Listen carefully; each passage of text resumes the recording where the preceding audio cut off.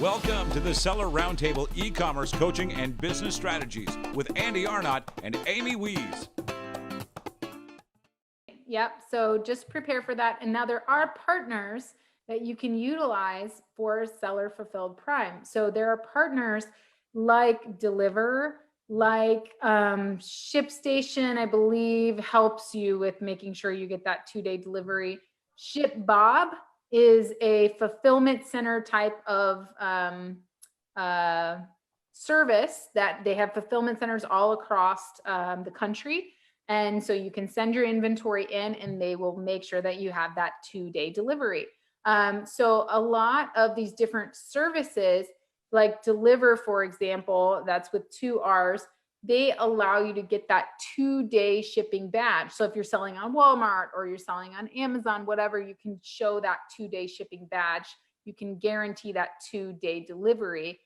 So you don't necessarily have to do it on your own. I know a huge amount of our listener base is located in Europe, in Australia.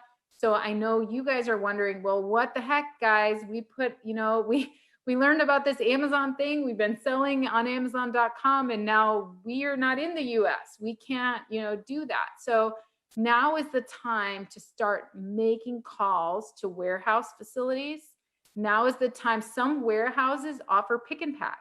So they might not offer fulfillment, but they do offer pick and pack. And what that means is that when you need that next 200 units sent in, they'll go ahead and put your labels on for you and get that sent in for you.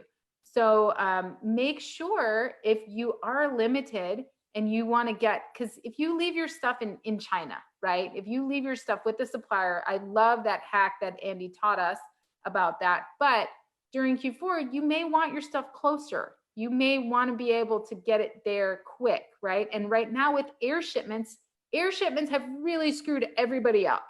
Because now with COVID, air shipments are no longer really viable for the most part. There are a few ports I've heard where it's not affected, but for the most part, air shipments are out the door. So we all are having to either use faster sea freight or just sea freight, and you're looking at 30 days there. So we don't necessarily want to have to play that game. You're better off now getting all of your stuff shipped and putting it in a warehouse and sending some of it to Amazon. And I think a lot of people I've seen in many of the forums, people are like, well, wait, okay, I'm going to send some to a warehouse. I'm going to send some to Amazon. My freight forwarder is giving me this crazy quote. Well, don't do that. Send it all to one warehouse and then have that warehouse create the shipment to Amazon. If you ask a freight forwarder to send it 6 different places, you're going to get an insane quote. You're better off to use that ground transportation once you get it to the US. So get it to a warehouse here, figure out who your warehouse partner is going to be. There's a ton of blog posts out there that talk about FBA prep centers, stuff like that. Start making phone calls. Start asking them. You'll notice that most of the warehouses on their websites, they don't mention price. And we just did in the mastermind group the other day, we talked about shipping. We had a shipping class and logistics. And our shipping guy, Brownstone International, he also has warehouses. And he was talking about, I asked him, I said, well, what can we expect to pay for your warehousing? He's like, well, it's really hard for me to give you a price because number one, how big is your product? How much space does it take up? How many fit on a pallet? Can that pallet be thrown on the top shelf in the warehouse or does it have to be on the floor? How long is that stock going to be there? Is it going to be moved? Do you need us to pick and pack it? All of those things come into consideration when it comes to warehouse operations.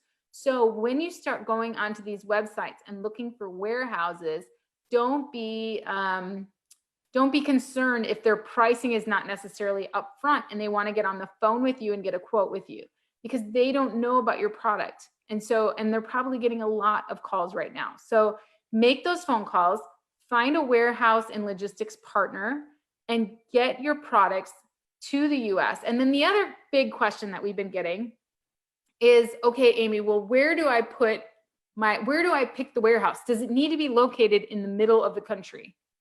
Not necessarily. Are they going to be doing fulfillment, or are they going to be doing just seed feeding to Amazon, right? So if you're just choosing a warehouse that is going to be storing your stuff and sending it to Amazon every couple of months, right? Then you don't necessarily need a warehouse that's located in the center of the country, because Amazon's not going to ask you to send your inventory to Florida if your warehouse is in California. Yes, you might have to send it to 2 different fulfillment centers, but they're not going to ask you to send it all the way across the world if your warehouse is in California, for example. So, you don't necessarily have to make all those decisions right now. For the most part, what you need to do is make sure that you have a place to store your inventory outside of Amazon. And the other thing, even if Amazon removes the restrictions of how much you can send in, this is something new sellers need to know. The price of Amazon storage goes up immensely during Q4, immensely. I remember we were doing wholesale and we got all these big accounts. We spent, I think it was a little under $50,000 in inventory. And these were popular products. These were not like brand new private labels. These were well-known brands, hot selling products. And at the end of Q4, we barely broke even with all of the storage fees. And remember, advertising is also more expensive during Q4. So you're going to pay more in advertising, you're going to pay more in storage. So just be smart about it and realize that, a lot of people put a lot of pressure on Q4 to get their products in. But if you're sending in excess more than you're going to sell, you're going to spend more on storage than you're going to make in profits. So you really do want to plan ahead for that. You don't just want to blindly send in 1,000 units and you have 100 units in sales during that 4-month period, and all of a sudden you've spent, thousands of dollars in storage fees and in advertising, and now you haven't made any money. So make sure that you're really staying lean and you're thinking about it, and you're looking at the prices. You get assessed storage every 30 days during Q4 from Amazon. So that is the big mistake that I've seen new sellers make, is they send everything in and they're like, yeah, I got to be ready for Q4. And then they get to the end of Q4 and, maybe it's a new product. Maybe they've never sold before. Maybe they aren't sure how to do advertising, and they end up actually losing a lot of money. So that's my next piece of advice for you. Stay lean, plan ahead, look at what your competitors are doing, be realistic, and you're going to have a much better success rate there. Anything else about avoiding those bottlenecks or restrictions, Andy? Yeah. So a couple of things. You made some great points there. So guys, remember that you guys have a garage, right? Most of you guys have a garage, unless you're like living in a city. Don't be afraid to maybe you have to park out in the driveway, but if you have a garage, you have storage space. If you can't do that, there's a lot of storage companies, with the slide up doors that that you can get like 1 month free. So even Q4, you're like, all right, I have to pay for 2 months, for this space, but it's worth it in terms of that's going to be way cheaper than what Amazon's going to charge you. The other thing is you can use the trick to not get charged storage fees, just like from China, from the US, right? Because if you're sending your stuff in via UPS, Amy made a good point as well about, when you're getting stuff from China, a lot of people want to go direct to the Amazon warehouses. We do that and it's easy. But if you have to split those shipments up to multiple fulfillment centers, it might be better just to have it come to your house or your office or your warehouse, and you do the work to split those shipments up and then get them on their way. It might be a little bit more work, but if you're talking, saving a lot of money on shipping. So, that's something you can look at as well. But going back to the Amazon thing, if you're shipping, for example, like we ship from California right now, and if you're going, a lot of times we get the New Jersey fulfillment center. That takes a good 5 days, right? So, if you stage it, so like every Monday, say, for example, that's like at your FBA day, right? So like every Monday you're sending 100 units or 200 units, whatever it is that you just sold the last week, right? Plus 20% this week or whatever, as you get into Q4. If you get into that practice, you're not paying for that time that UPS is holding that inventory, right? So now all of a sudden you got that 5 days plus, until it gets checked in and all that, you're not paying for that storage. So you can get really, really creative in the way that you send your inventory. And like I said, everybody wants to send it all at once. I get that. It's easy. That's the way that, you might be used to doing it in the past, but this year, especially, that I would suggest that's something you guys really look into and really try to get done. Yes, love it. All right, so I wanted to just give some quick tips about how to actually check for restrictions. How do you know if you are restricted and how much you are restricted? So you can go hover over the inventory tab in Seller Central and click on inventory planning. And that screen will really help you understand what's going on with your inventory performance index, I believe it's called, the IPI. So it'll give you your score, and then it's going to give you some recommendations to improve your score. And when you click around there, there's some tabs across the top of that are right underneath the main Seller Central tabs. And those tabs, you can actually click on Restock Inventory. You click on the Restock Inventory tab there, and they will show you what your restock quantity limits are. You can actually hover over, there's like a little color bar, and you can hover over that, and it will tell how many you have in stock and how many you can send in of each of your products. Okay, so definitely check that out. You can also pull restock reports, and there will be lots of helpful information there. So inventory planning, and then go to the restock tab at the top, and you will see a lot of great information on that page about your limits. If you've already created a shipment and you were not limited at the time, you will still be able to send that in. You just will not be able to send in more until after you run down to that level that you're restricted to. So 200, for example. So that's just something to keep in mind. Oh my goodness. Okay. So I think, Andy, I think we've covered it as far as fulfillment and as far as preparing for Q4, how much inventory to send in. We have some notes down here where we wanted to talk about other types of fulfillment, right? So you had a link here, shopify.com/fulfillment. What are some other methods of fulfillment that you use, Andy? So I actually don't use any 3PL because we've been doing merchant fulfilled for so long. But yeah, some of the options we already talked about. You got delivery, you got FedEx, 3PL, Shopify just came out with their, well, I guess not just, but recently their fulfillment, solution. You got ShipBob. You talked about that a little bit earlier. Honestly, the easiest thing to do is just go to Google and search for, third party 3PL, fulfillment services, and you'll get a bunch of options.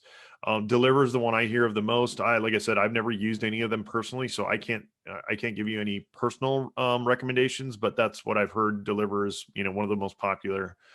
And then, it's a tool that we didn't talk about today, but I consider essential, especially if you're doing merchant fulfilled, is ShipStation, right? If you're doing a large quantity, just the amount of time it's going to save you to batch those orders and ship those orders, worth every single penny. I think the smallest plan is, and they charge you by orders. I think it's like $29 a month or something. It's completely worth it. So ShipStation for merchant fulfilled, highly suggest that. I would say it's almost essential unless you're only doing like 5 or 10 orders a day. But if you're doing like, any good volume, definitely something you want to think about. You want to make sure that you get a good thermal printer if you're doing any of your own shipping. I've used like so many different ones. I know Dymo's popular, and then Zebra is another popular one, but my new favorite, and it's cheap and amazing, and it takes pretty much like any label. So to me, it's like win, win, win, win, is Rollo.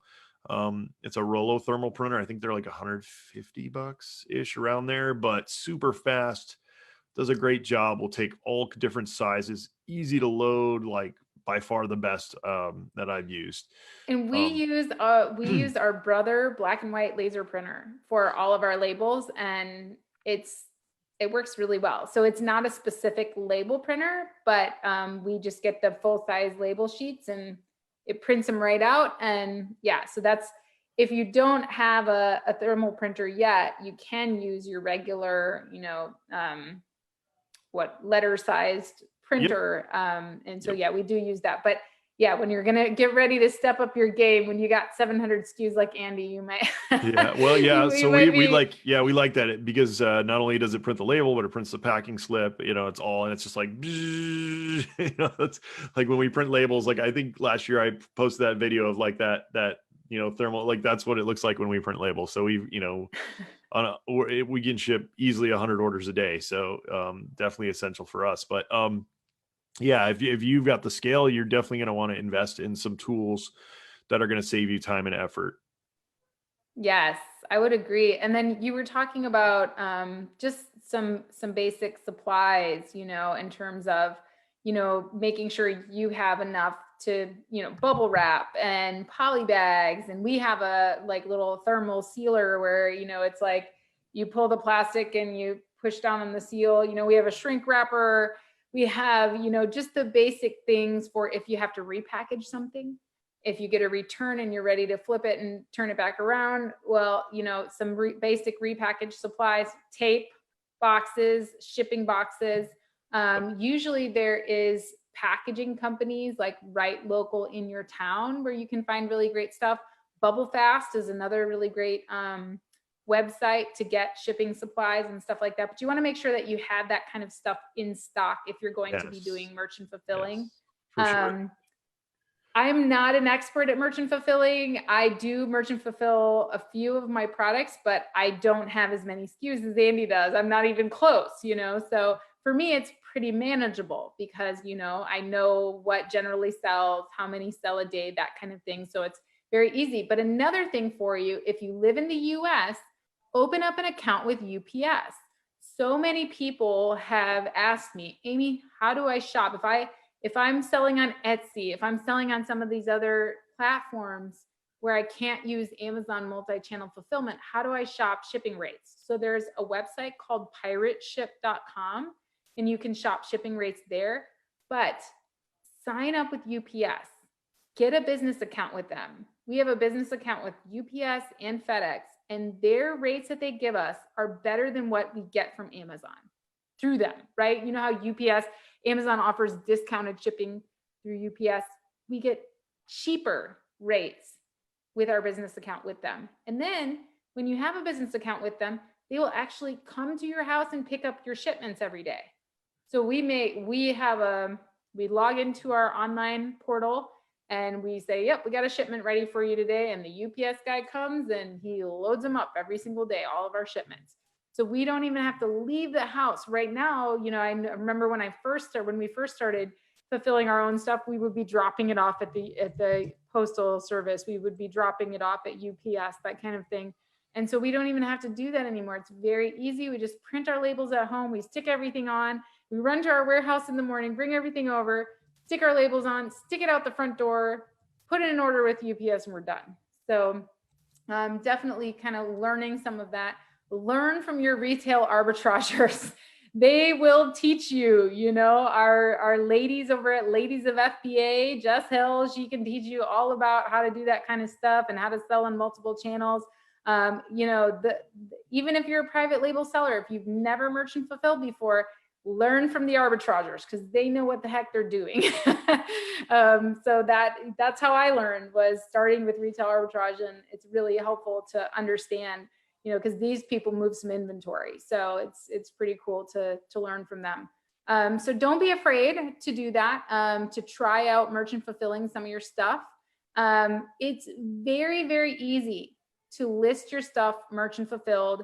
All you literally have to do is go into your inventory tab, copy and paste the ASIN of your product, of your FBA listing, go to inventory, add a product, paste in that ASIN into the search bar, find your product, click sell yours. And I know what you're thinking. Well, Amy, I already have this listing in it's fine. It's going to bring you up right to the offer tab. You're going to scroll down and you're going to check the little radio button next to, I want to ship this item myself. And you're going to put in your price and you're going to hit save and finish. That's it. Now you have an FBA and a merchant fulfilled listing. and all they're going to, and then you're the one who sets the quantity. That listing is inactive until if you notice, when you go back to your inventory, all of your merchant fulfilled stuff will have a quantity. Your FBA stuff will not have a quantity. Your merchant fulfilled stuff will have a quantity. So you can change that from 0 to however many you want to put in stock. And if you want to go out of stock, you just put it back to 0. It's okay. You don't have to worry about that. So that's a good way to get started, is by listing your products, both FBA and merchant fulfilled. Maybe try a few before we hit Q4. Learn the process. When an order sells merchant fulfilled, and remember, it's the same listing. It's not like it's going to pop up, throughout, different places on Amazon. It's the same product. It's the same ASIN. It's going to either be in the buy box at the time. You can even advertise against your merchant fulfilled stuff. So I always create all of my ads, all of my PPC. I have my merchant fulfilled listing there, and I also have my FBA one. Another little hack that will help you is the SKU. When you set the SKU up, I always name my merchant fulfilled SKU with an MF at the front of them. And then that way I can very easily tell, oh, that's my merchant fulfilled listing. Got it. So it's just going to rotate the buy box between your FBA listing and your merchant fulfilled listing. So, either way, sometimes the pricing matters there. Amazon has been playing games lately with how much they've been rotating buy boxes. So just, there is no definitive answer there. I've had so many questions about it, and it's like every week it changes. So, I just keep my eye on it and make sure that, it's rotating the way it's supposed to rotate between my prime listing and my merchant fulfilled listing. And yeah, so just kind of get out there and list your products both ways. Get ready for that. Start planning for your inventory. Start finding those partners, whether fulfillment partners or warehousing partners. And don't let these restrictions by Amazon mess up your Q4. It's totally doable to have a really great Q4, to have better sales than ever before, and to deal with this even with Amazon's restrictions. So we don't want you guys to feel scared about this and like, this is, the end of the world. It's not. It's going to be awesome. We're going to make so many sales. You guys are going to have great Q4s, as long as you're just making sure you're keeping track of your inventory and allowing yourself a lot of options to be able to keep seed feeding and stay in stock. Yeah. So just circling back real quick. So for supplies, we've shopped all over the place. So far, the best we found is Amazon itself. Actually, you get some great deals on shipping supplies from Amazon. And then also Uline. Uline is also really good. I think it's just Uline, like the letter ULINE.com. Yeah. And a lot of times if you order like a certain amount, they'll do free shipping. They also have they'll do free shipping. I think I covered my mouth just, and they also have a lot of really cool kind of tools and things that you didn't even know existed to like help you be more productive while shipping. So definitely check that out. And the other thing I wanted to mention is like Amy was saying, they actually just changed, made that even easier, Amy, to list a second thing is in your inventory screen. All you have to do is on the drop down menu now, you can go there and you can hit add another condition. And when you do that, it's super fast. It's literally like almost 2 or 3 clicks. You just add that, you click on that, and then you can click on you add the SKU and then the item condition, which you can do list another new. So you do another new, and then below that, it says fulfillment channel. I'll ship this myself, or Amazon will ship it. And so if you've already got an FBA listing, then you would do merchant fulfilled or vice versa. And it's super easy. And then what happens is, like Amy was saying, it pops it into the buy box. So it's just, when you go to the listing and it says, it's, $24.99, and then it says 2 other offers, like you're one of the other offers, even though it's your own listing, or your own offer. You can have multiple offers. A lot of people get that confused. They're like, oh, you're only supposed to have one offer. That's not true. You can have You're multiple only supposed offers. to have one. If you're selling the same product, you're only Right. supposed to have one ASIN. But Right. this is the same ASIN. It's just Yep. a different offer. Exactly. So, and then what Amy was talking about is they have been really weird about, the buy box. What I like to do is actually price both the same, or I actually price my merchant fulfilled a little bit higher. And that's just to build in, the labor that's involved. Cause now, you're having to have labor to ship that product. You're having more costs in terms of, shipping supplies. And also, if it's between the two, I want to push people to the Amazon listing, less work for me. Right. So, Yeah. that's where I want to push people. So that's generally what we do. What I've noticed though is, Amy, I think what they're doing is they're getting really smart about their capacity, right? If all of a sudden in your area they're getting overloaded in their FBA warehouses, then they're starting to show the merchant fulfilled, because they're like, oh, we're going to offload this to the seller because we are too busy shipping all these other orders. So we're going to start pushing those merchant fulfilled, listings. So I think that's kind of how they're doing it. But, like Amy was saying, like I would say this Q4 is probably the biggest opportunity since early Amazon days, right? To really make a serious amount of money if you play this well. So guys, right now is when you start planning, when you start researching, when you start getting all this stuff dialed in, because what's going to happen is the people who aren't paying attention, October is going to start rolling around and their inventory is going to be gone, in a couple of weeks. And they're going to be going, holy shit, what am I going to do? They're going to be on the phone with the supplier. The supplier is going to be like, hey man, we're 2 months out, we're booked. So you guys really, really want to think about that and really, get a plan in place. Even if it's just a Google sheet, get a Google sheet in and start planning out, every step of the way, like, time it's going to take, costs, things I need to buy, pretty much anything that you can think of, start really planning and writing it down. So it's not just, something that you're thinking about and then forgetting about the next day. And maybe, Andy, right before, when it's Q4 spin up time in September, we can do another, or maybe end of August, we can do another seller roundtable kind of extra session like this, where we talk PPC, because advertising during Q4 is different. And so we would love to help you guys prep for that. So we'll kind of plan for that. We'll plan for another kind of special session to help you guys ramp up for your advertising, because it's a different beast, but you can do it, and we'll be excited to help you out with that. Yep, absolutely. And as we get closer to there, probably next month, that's when I start talking about, everybody waits to start scaling their advertising and ranking and stuff too late. Everybody's always doing it too late. So we'll remind you in October, that it's the time to start doing all that stuff. We'll tell you what to do. We'll show you how to do it. Like we always do, we'll give you all the top tips, tricks, secrets, all the fun stuff. All you guys have to do to repay us is rate, review, and subscribe to the podcast. That's it. That's it. Easy. That's it. And write us emails. I love getting emails from you guys. Thank you so much. I just got a really cool one lately or recently, and it was epic. I love hearing the stories. I love, hearing about, if we've helped you guys, that really is awesome. And I know that Amy and I both really love getting those emails. So feel free to reach out. Even if you just have questions on Amazon, we're always willing to help. Just be concise. Don't tell me your life story. I love your life story. And definitely, I want to get to know you, but keep it as short and succinct as possible, because we get a ton of emails every day and we really want to help you guys. So thank you so much for watching. And don't forget, you guys, we don't do these lives very often. So make sure that you guys are going out to sellerroundtable.com. Check out the latest episodes that we've published. There's been some diamonds in there, man. We've been doing, there's chatbots, there's all kinds of really cool stuff. We got Payability came and talked to us about how to get your money faster.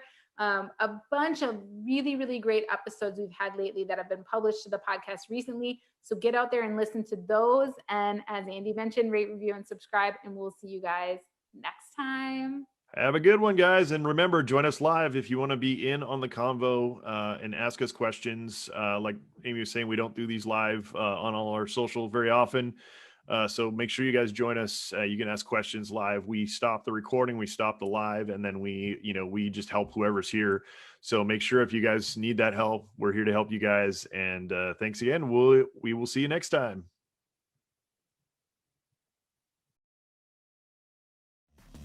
Thanks for tuning in. Join us every Tuesday at 1 p.m. Pacific Standard Time for live Q&A and bonus content after the recording at sellerroundtable.com. Sponsored by the ultimate software tool for Amazon sales and growth, sellerseo.com and amazingathome.com.